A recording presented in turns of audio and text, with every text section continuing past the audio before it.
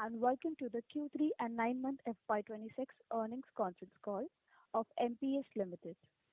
As a reminder, all participant lines will be in the listen-only mode, and there will be an opportunity for you to ask questions after the presentation concludes.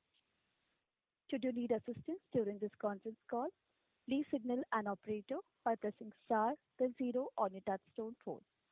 Please note that this conference is being recorded. I now hand the conference over to Mr. Rahul Arora, Chairman and CEO. Thank you, and over to you, sir. Thank you. Good evening from Singapore and a warm welcome to our Q3 FY26 earnings call. Today on the call I have with me Pratna Agarwal, CFO of MPS, Srinivas TV, COO of MPS, David Goodman, Chief Growth Officer, Rod Beach, President, Corporate Learning Business. Pratna joins us from our corporate office in Noida, Srini from Bengaluru, David from Austin, Texas, and Rod from Bar in Switzerland. Pratna will kick things off today in our opening segment by discussing our financial performance. Then, Srini will update us on our Research Solutions business segment. Srini will then hand it over to David to help you understand the drivers of growth in our education business.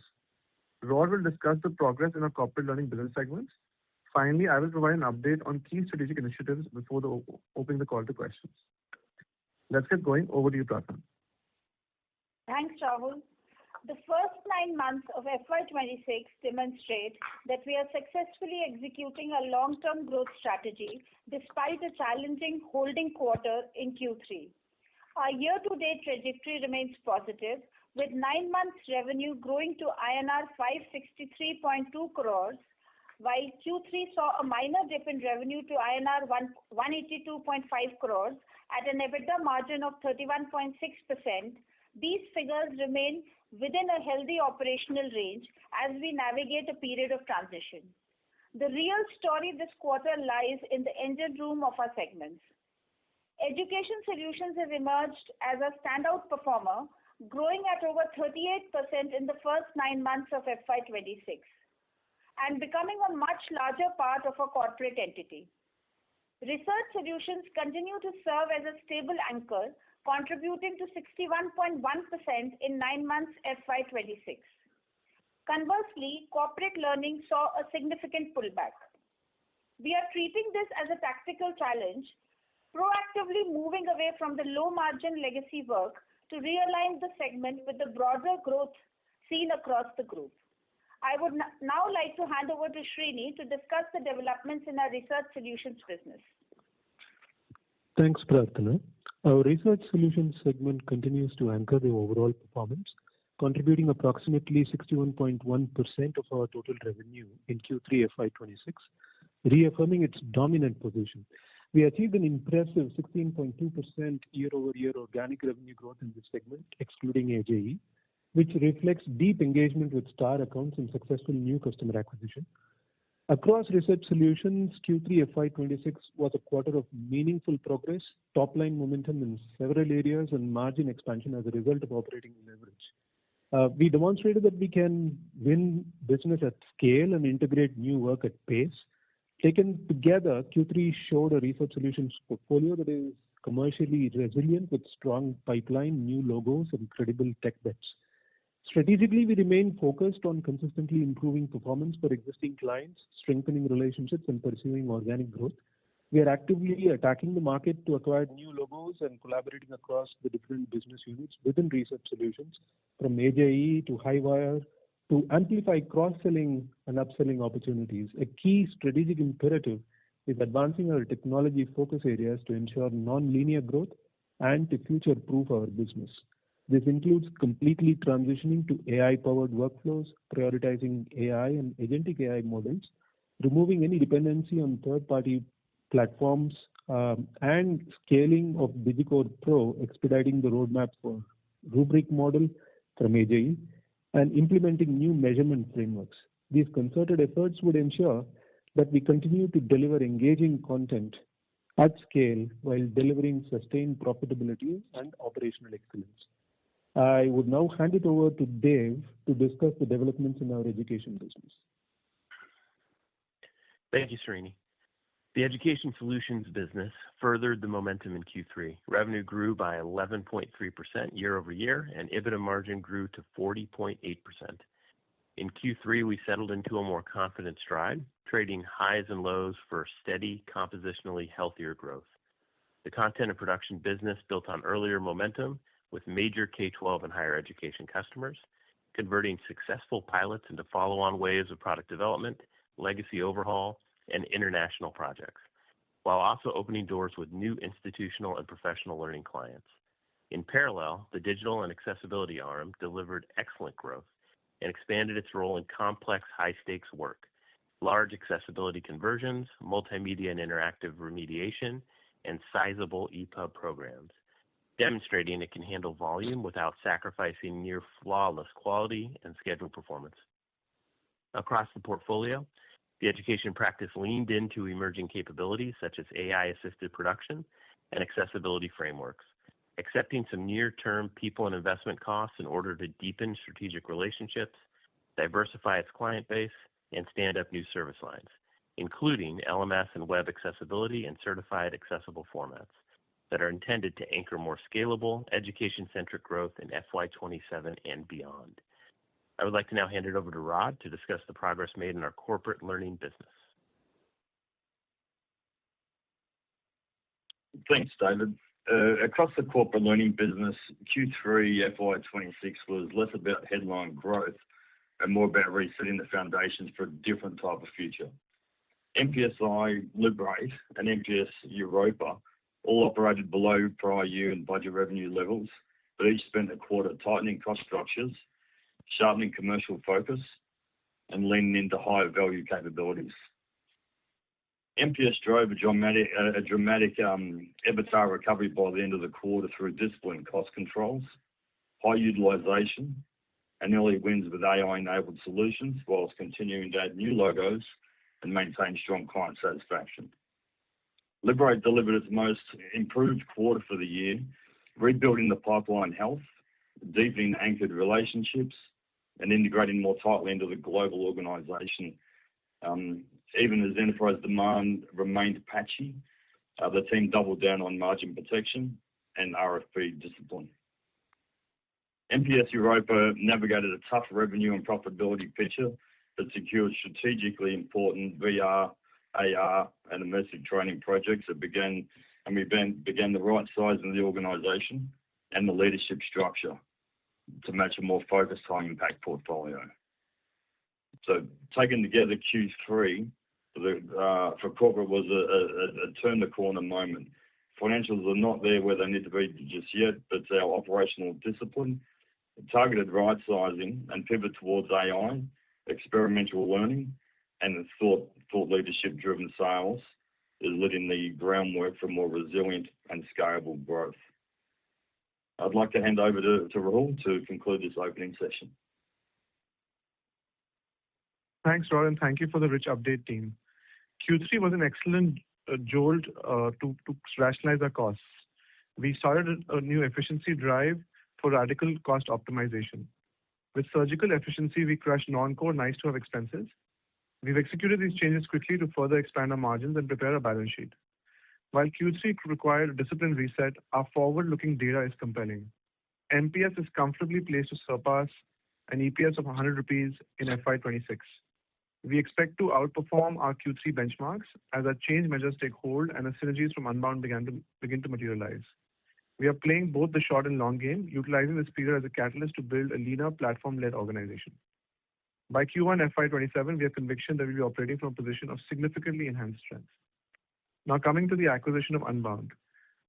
On Friday, we informed that MPS North America LLC, a wholly owned subsidiary of MPS Limited, entered into definitive agreements dated 30th January for the acquisition of 100% stake in Unbound Medicine for a total consideration of $16.5 million, subject to customary adjustments, payable in accordance with the terms and conditions set out in the SPA and other definitive transaction documents. The acquisition of Unbound is a transformative milestone in our evolution. By moving directly to the heart of the medical and nursing ecosystems with established institutional relationships, we've taken full control of the value that we deliver. This is a bold market expansion into a sector anchored by resilient, recurring revenue and unrivaled customer stickiness. We see immense potential for revenue synergies by introducing Unbound's platforms to our global client network while driving capability expansion through our shared expertise. By making the advanced technical resources of MPS Labs available to support Unbound's proven offerings, we will accelerate our collective innovation and position ourselves as a primary technology-first partner for the global healthcare community. Let's now open the call to questions. Thank you very much. We will now begin the question and answer session. Anyone who wishes to ask a question may press star and one on their touchtone telephone. If you wish to remove yourself from the question queue, you may press star and two. Participants are requested to use handsets while asking a question. Ladies and gentlemen, we will wait for a moment while the question queue assembles. Before we take our first question, a reminder to all the participants, we request you to kindly limit your questions to 2 per participant. If you have a follow-up question, please rejoin the queue again. We have the first question from the line of Rahul Jain from Dolat Capital. Please go ahead. Yeah, hi. Hope my line is okay. Regarding this particular quarter, we saw some bit of moderation on the traction in the education business side. Is it like a part of the trend that there will be some quarters where there could be this kind of a volatility basis the kind of contract that we have? And in general, if you could share your thought process on a sustainable basis, because this has been one of our key growth drivers. So any color on the prospect out here would be happy to understand on that. Thank you. Thanks, Rahul. Thank you for your question. Yeah, I'll let Dave give the more detailed response, but at a high level, I wouldn't say quarters. I would use singular. This is a one-off quarter. So that's what I'll like to pitch in, and then Dave, go ahead and answer the question. Yeah, I think you answered the question in part with your question. Definitely the timing of certain projects can impact revenue in a specific quarter in the education business. Year over year, we're still headed for double-digit growth. One really good example of the work we're doing to have sustained growth, we landed another major higher education client in Q3 on a long-term contract. And the expectation of that client is a 7-figure year-over-year spend, which will begin to ramp in Q4. So we're continuing to look for those large, sustainable clients that can help us avoid any, of those challenges from a project-to-project basis. Sure. Thanks for the color. And one question which is more toward the M&A that we have announced a few days back. So it would be great if you could share some thought in terms of how this would work, how this business actually work in terms of customer targeting. Is it a digital acquisition that we chase? Is it more like a B2B format where we try to get clients through a sales team? And the subscription charges that I have seen in some of those courses or access, are these perpetual for those specific content? Some of these things, if you could share your thoughts on. Yeah, so I'll share some high-level information now, and then we're hoping for the deal to close by February 10th. So currently, we've just simply signed definitive agreements with some customary closing requirements. Once that happens, we'll be issuing a very detailed press release that details Unbound. So Unbound overall, is a high-margin subscription-led business model. Recurring revenue, very similar to our platform business. The business is primarily a B2B business focused on medical schools and nursing schools in the US and Canada.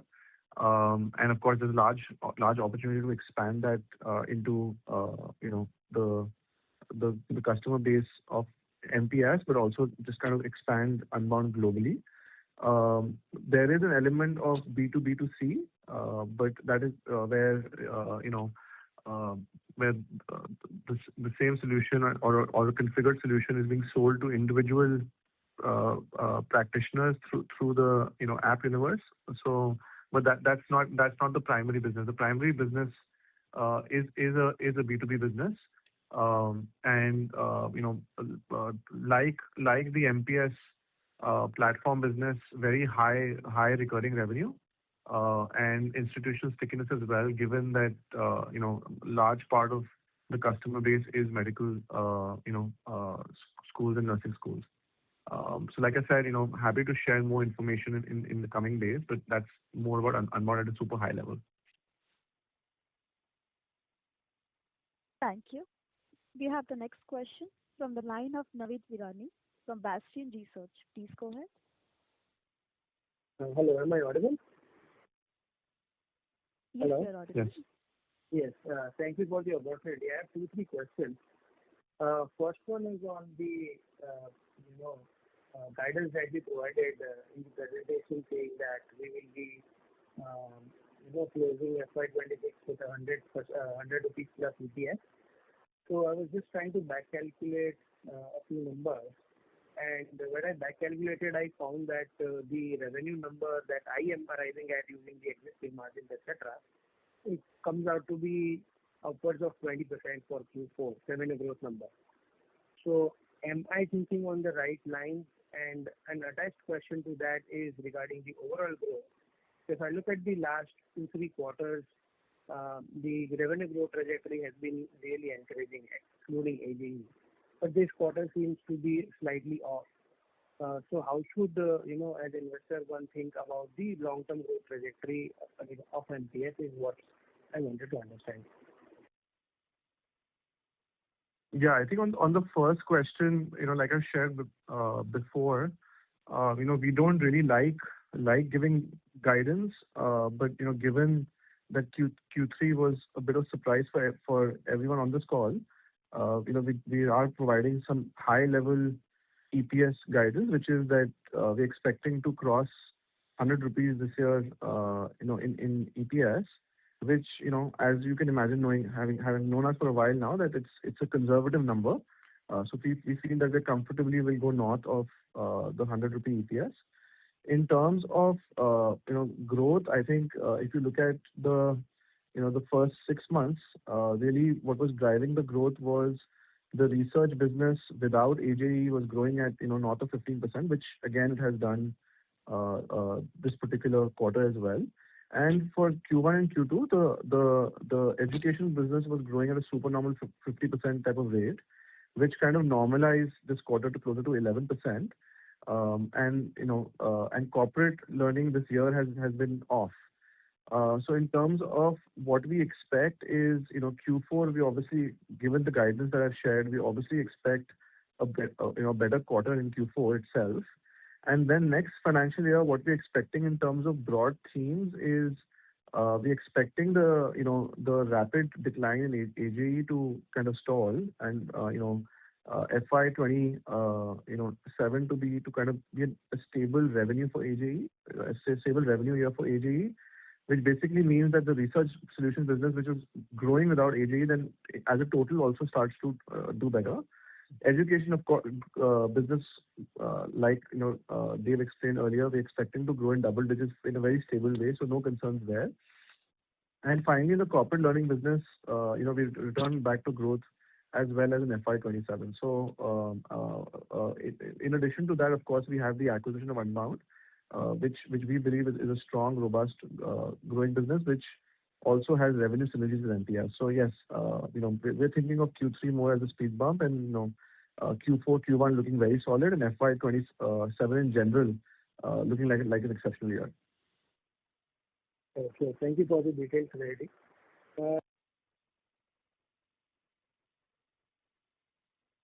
Thank you.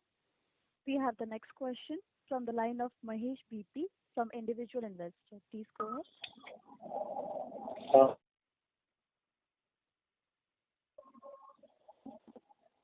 Hello, can you hear Please me? proceed with it. Yes, now please proceed. Rahul, my question is related to AI changes. Which market segments is seeing a bigger threat to revenue and margins from all the changes happening in AI world? Sorry, could you repeat that, please? Your voice is not coming clearly. Okay, give me one second.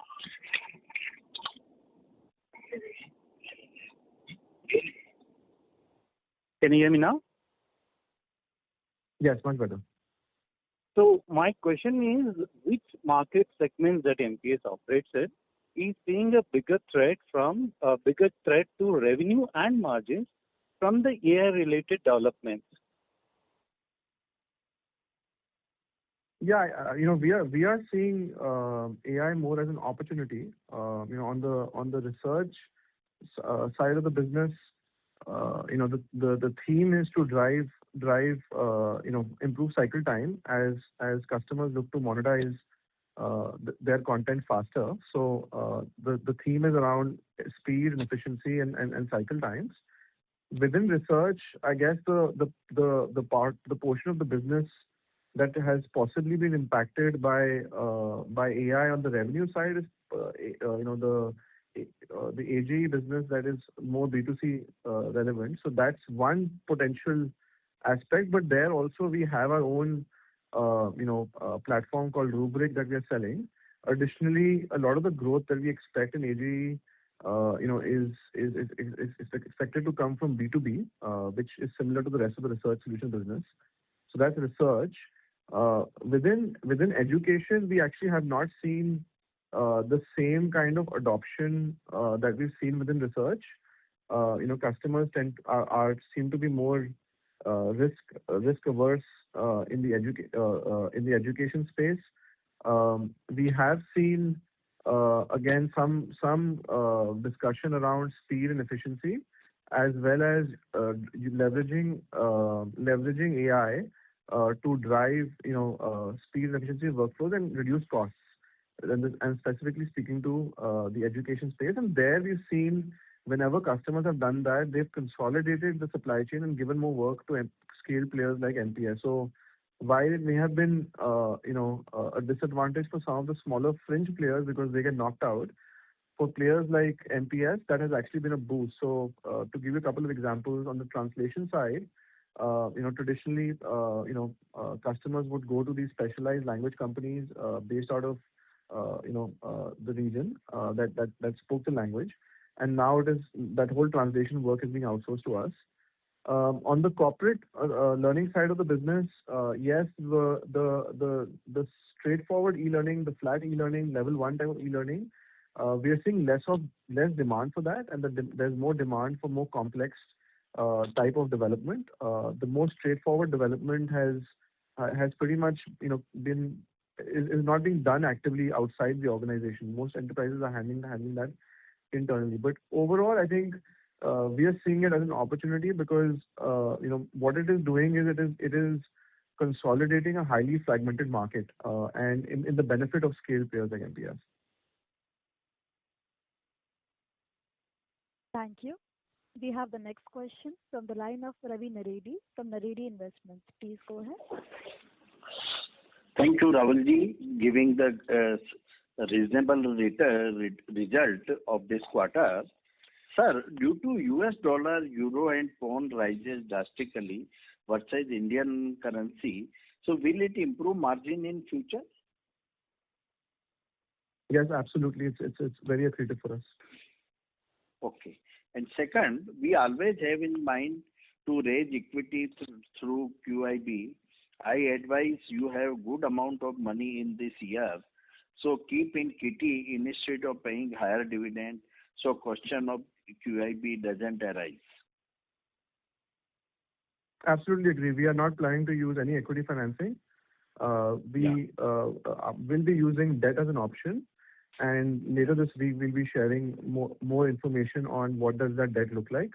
So that disclosure will be filed, and you'll have the information once the disclosure is filed. But we're not looking to do any equity financing. That is not on the card. Thank you very much.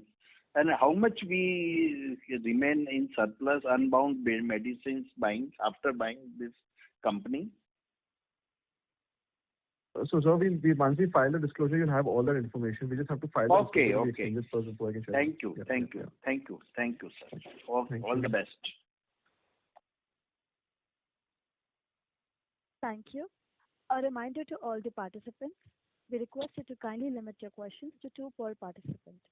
If you have a follow-up question, please rejoin the queue again. We have the next question from the line of Sukrit D. Patil from Eyesight Fintrade Private Limited. Please go ahead. Good evening to the team. I have two questions. My first question to Mr. Rahul is, as MPS works with global publishing clients across services and platforms, how does management think about balancing deeper engagement with existing clients versus adding new clients? What changes in client spending behavior or deal structures would prompt you to adjust this focus? Any color on how you internally decide when to shift that balance? Just want to understand your view on that. Thank you. That's my first question. I'll ask my second question after this. Okay, I think at MPS, depending on the business segment, the emphasis shifts a little bit, but overall the philosophy is that there are certain partnerships that are what we call star partnerships. These are star accounts. These partnerships are determined if a customer hits one or two out of three criteria. The first criteria is current size. The second criteria is future potential, and the third criteria is some strategic intent. So for example, if the customer was an Apple, for example. So as long as the customer meets two out of these three requirements, they immediately become a star customer. A star customer gets an executive sponsor from the senior management team of MPS. They get a dedicated account director. They get a dedicated communications contact, and they get a dedicated operations SPOC. In addition to the full teams that sit behind the delivery teams that sit behind these teams, a star account is informed that they are a star account because this requires collaborative effort, a lot of governance. We do monthly governance, we do quarterly business reviews. We make sure that we are man-marking the entire customer organization, as well as interacting not just tactily, but also more strategically through innovation labs and workshops. And we also bring these customers together, so different star accounts also come together in different forums. So there's a whole framework at MPS around star accounts. When we started this journey, we had 10 star accounts and we scaled to 30, and now we are almost at in triple digits. So across the three segments, that is research, education, and corporate. Typically, what we've seen is a star account over a 2 to 3 year period. If we started the journey with identifying them as a star account, the lines of business or kind of the spread of business that we do with them double. So, for example, when we started the first phase of star accounts, our average cross-sell index, which is the number of business units or MPS engaging with a star account, was 2.5x. So, on average, star accounts, 2.5 business units were working with star accounts. After 2 years, that number jumped to 5.5, which means that 5.5 business units on average out of 15 business units were engaging with a star account. So we saw a phenomenal jump through the initiative, and that's really what we are driving forward, is entering into a strategic partnership where the respective customer and MPS are aligned on vision, strategy, and goals. We're making sure that they are consuming all that we can supply of MPS, working from there backwards from the problem statement, and then finally also exposing them to other MPS star accounts, so that it's not just learning from the partnership, but our overall star account framework. In terms of net new customers, again, depending on the market, we approach it differently. We are probably the most aggressive in acquiring net new customers within the corporate learning market, given the deal sizes and the nature of the business. But overall, I think if you look at the overall MPS customer base, Given our size of company, we're over 400 B2B customers. So for us, cross-selling and going deeper within the existing customer base is the dominant strategy. Thank you. Another extension to the same question, but my second question is to Mrs. Agarwal. I believe she's on the call today. Yeah, she was on the call. Yeah. What's the question? Yeah. Beyond the reported margins and cash flow, what are the key early signals you track internally? Maybe a project mix, platform usage, or billing patterns, or anything particularly that you have to assess margin visibility and cash flow quality before they show up on the balance sheet. I want to understand your view on how you track all these things internally. Thank you. Rahul, would you take it and then I can add on? No, go ahead. So in terms of tracking, I think we have our internal matrices wherein we track the cost and margins internally for each of the businesses. And whenever we see signals wherein we see a reduction, like we have seen AJE where we have proactively taken measures in terms of restructuring, etc. So I think internal tracking, we have our monthly systems wherein we track the margins and the revenue by BUs, sub-BUs internally, and we take corrective actions on a timely basis and on a real-time basis.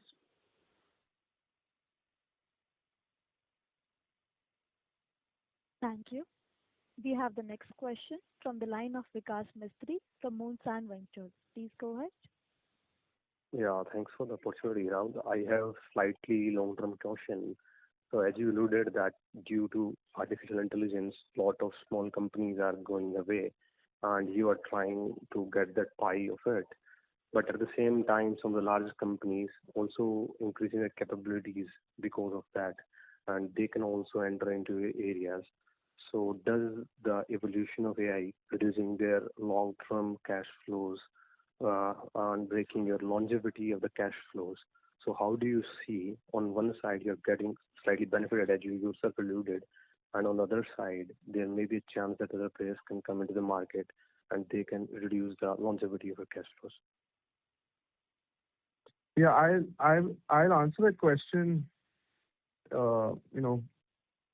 In a brief way. I think Shini, I'm going to bring you in. And the reason I want to bring Shini in is because, he is a new entrant into our industry. He's come in a very senior position. He's the chief operating officer of the company. So he has the perspective of what, when outsiders come in, what does it feel like? And also the perspective of, what his view of the MPS value proposition is. But the short answer to your question is, outsiders have tried before. I think what is different about MPS and unique about MPS is we bring the domain expertise that's been around. We've been around for 55 years, a little bit more now, and we have been able to very uniquely combine this domain expertise with technology. So the combination of subject matter expertise, domain knowledge with technology is really a moat.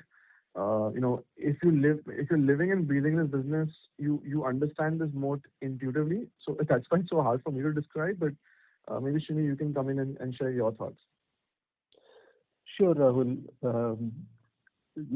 As much as I would like to get on the thread bandwagon, it's not a overstatement when we say that we view the AI transformation as a glass half full opportunity rather than a glass half empty threat.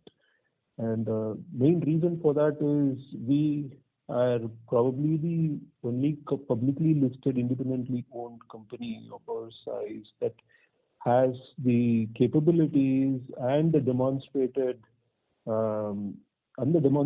ability to service the entire value chain for our clients end to end.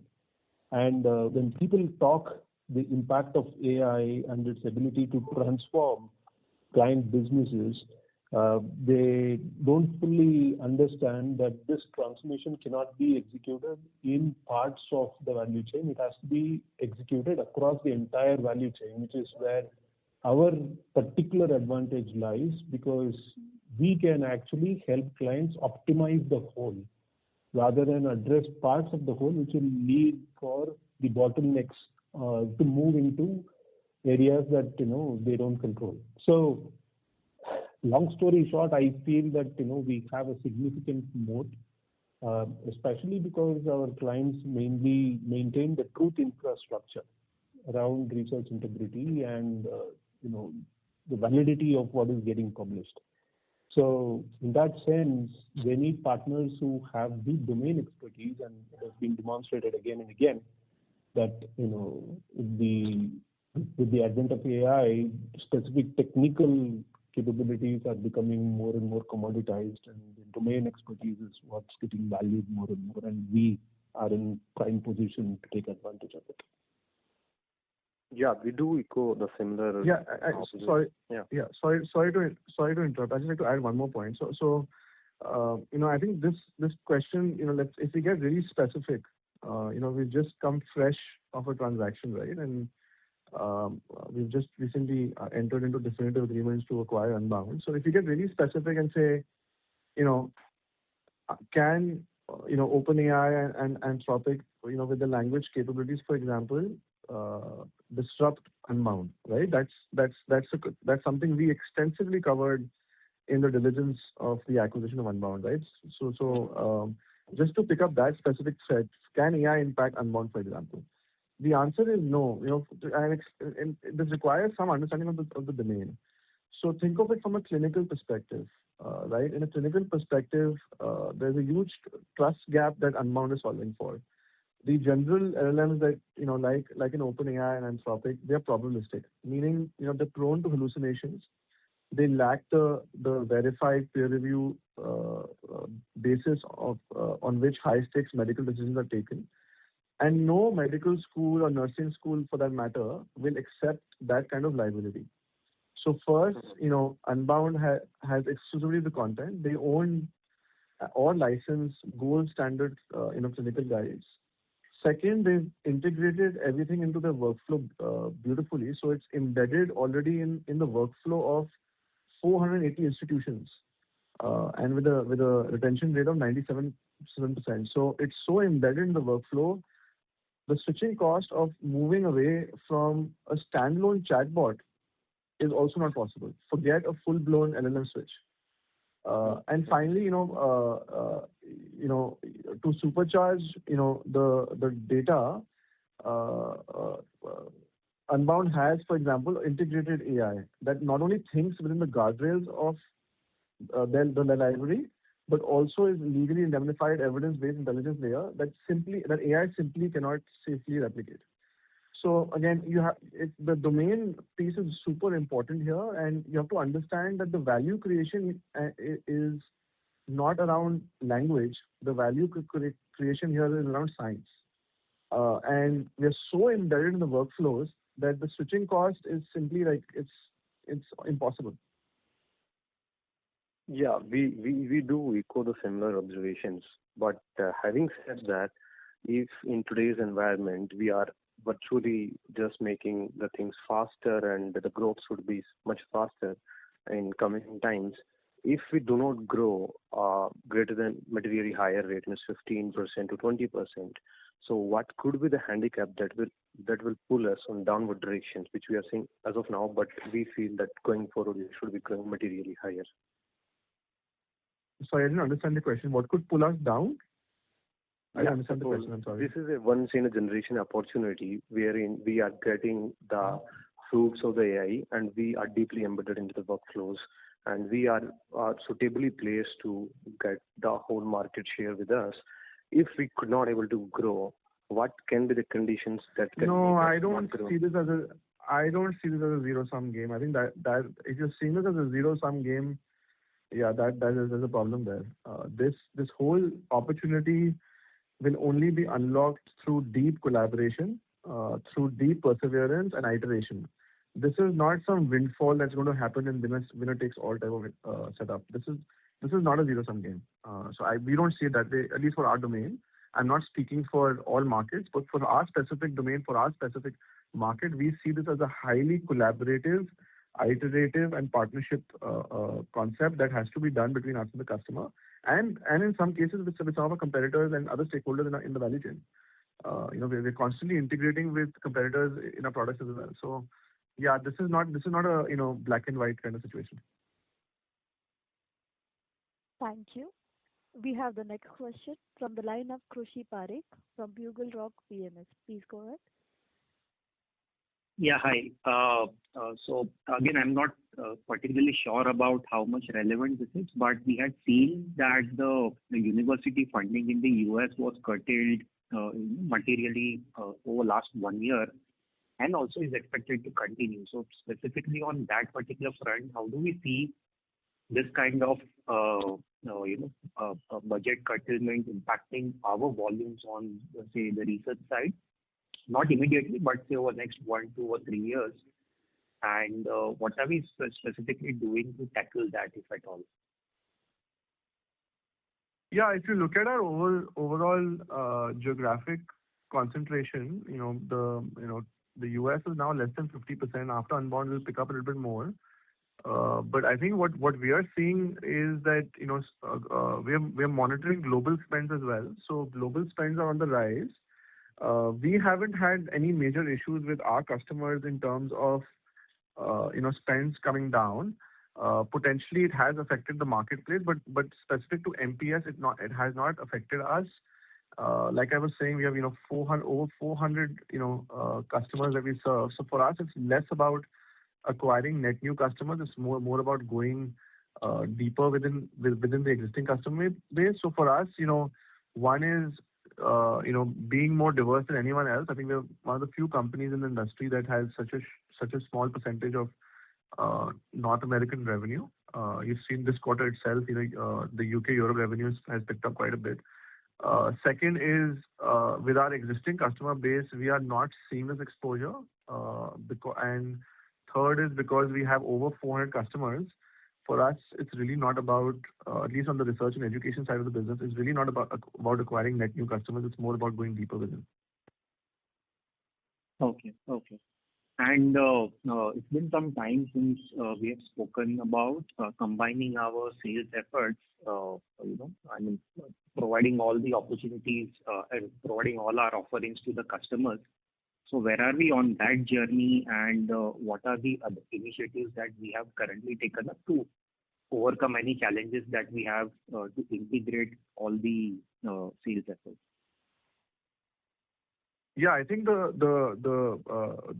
biggest challenge is in terms of scaling the effort. I think we have it proven on a 10 customer basis. We have it proven on a 30 customer basis, and have it proven on a 50 customer basis. Now, as we're going from 50 to 100, it's really about execution. So in terms of execution, it's about building the operational efficiency like we have in our service delivery, building the same operational efficiency and rigor in account management, business development, and how orders flow from sales to operations. So it's mostly an execution challenge. Our strength as a company is execution. That's been our value proposition is operational excellence.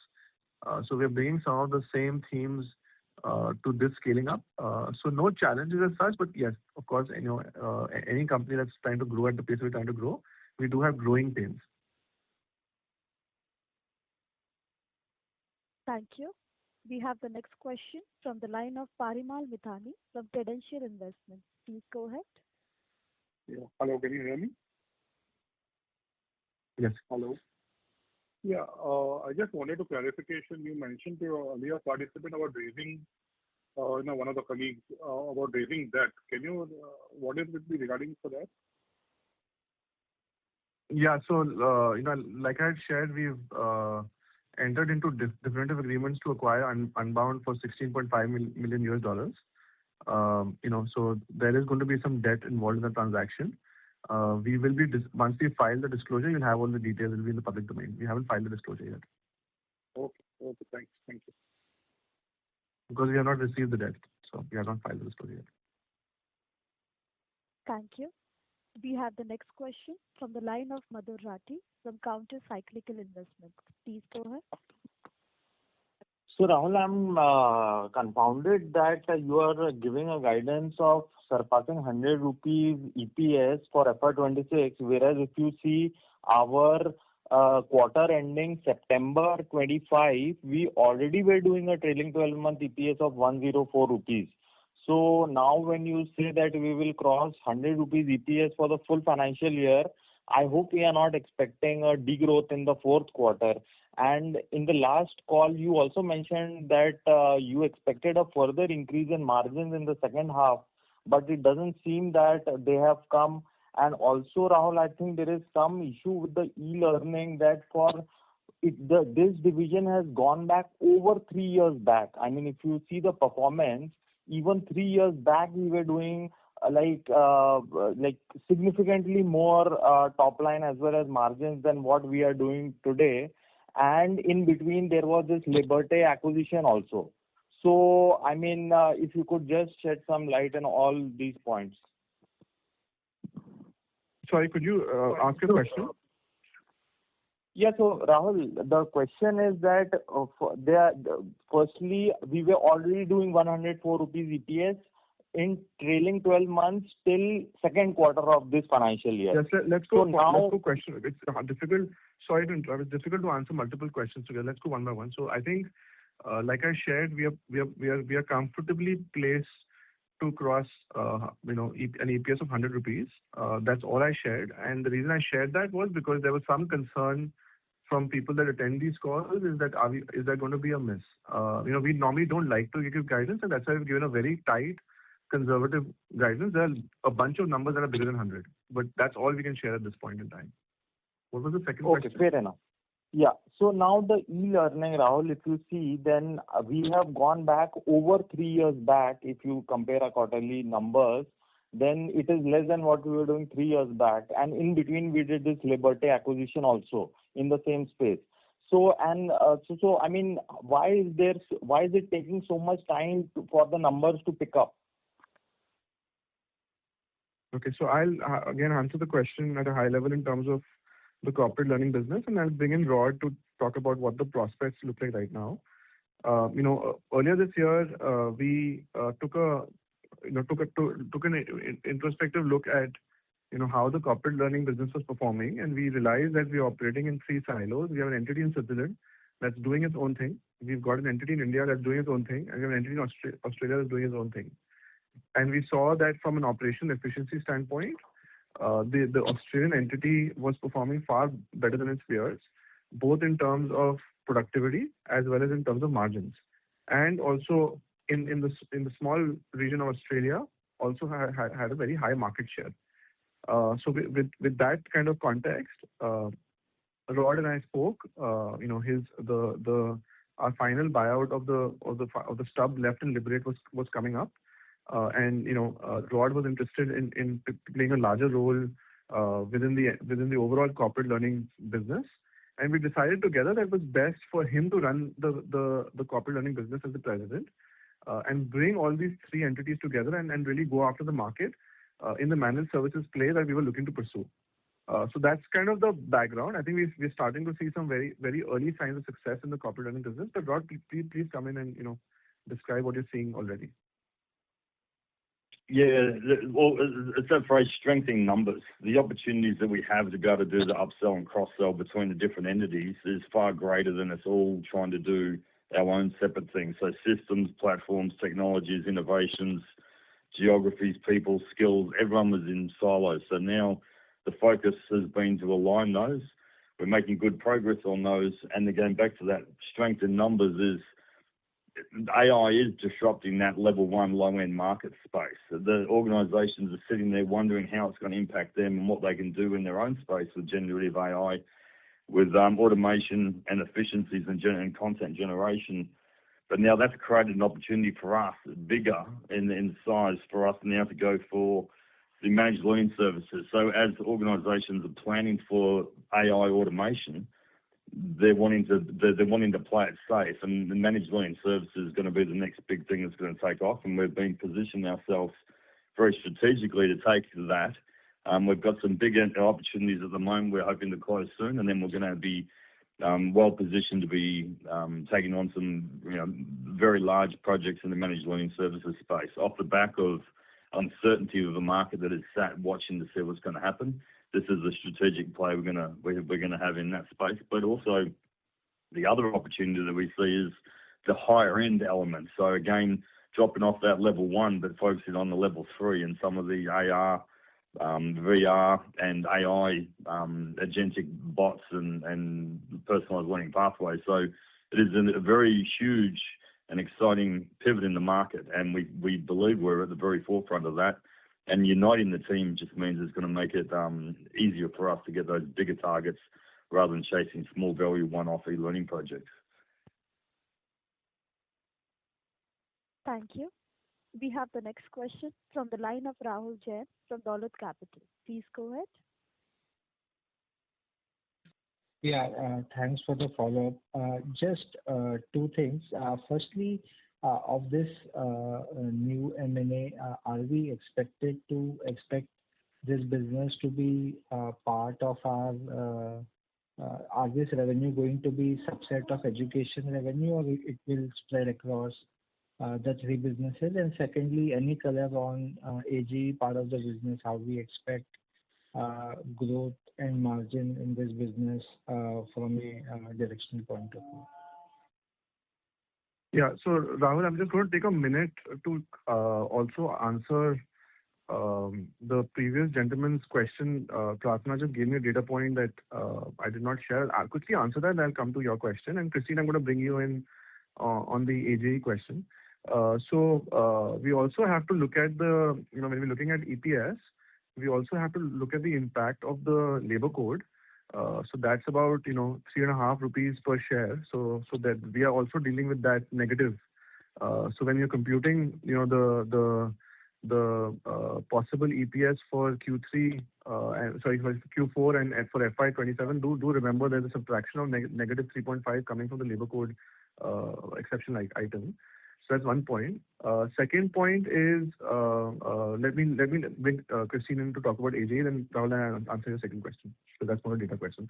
So Christine, you want to talk about AGE? Just give a color on what's going on, what's looking good, what have been the achievements this year, what does next year look like? Sure. Thanks, Rahul. So we're expecting FY27 to be the first year for AGE to show some stable revenue. This is along 2 lines. On the B2C, on the B2B partnerships, we have newly been awarded as a vendor for one of the top publishers, top international publishers. So we're very happy about that. We're seeing more interest in the editorial services that we are providing to publishers, like journal editorial office, peer review services. So that's going to be another line of growth that we're expecting to see. And we are in conversation with other top publishers as well as university presses. So that's on the B2B side. On the B2C side, where we've already started expanding our suite of services that are intended to cater to more evolving researcher needs. This includes a more competitively priced scientific editing like service, plagiarism check, figure formatting, services that are more sought after in the current researcher space. We're also experimenting with more competitive pricing now that we've seen some improvements in costs. So we're seeing some increase in the order numbers and value for services that we're able to price more competitively. And the third aspect of the B2C growth is when it comes from value addition to existing services. So we're expecting to see an overall stable revenue year for AGE in FY 2027. Yeah, and Rahul, to answer your question on classification of revenue and segments for Unbound. Unbound is mostly like, in the education segment. So we will basically report these numbers within education. There is a very tiny piece of revenue, a smallish piece of revenue that will potentially go to the research segment, but mostly education, some research, and no corporate. Fair enough. And thanks for the color on AGE. Thank you very much. Ladies and gentlemen, we will take that as a last question, and that concludes the question and answer session. I now hand the conference over to Mr. Rahul Arora for the closing comments. Thank you, and over to you, sir. Thank you everyone for your active participation in our earnings call for Q3. We appreciate all your thoughtful questions. Your unique outside-in perspective is helping us learn and improve with every call. I also want to thank all our stakeholders for their continued respect and support. Like I shared previously, this has been a remarkable journey and it wouldn't have been possible without you, and we're looking forward to supercharging scale for MPS. Thank you for your continued support, feedback, and partnership mindset. Thank you very much. On behalf of MPS Limited, that concludes this conference. Thank you for joining with us today, and you may now disconnect your lines.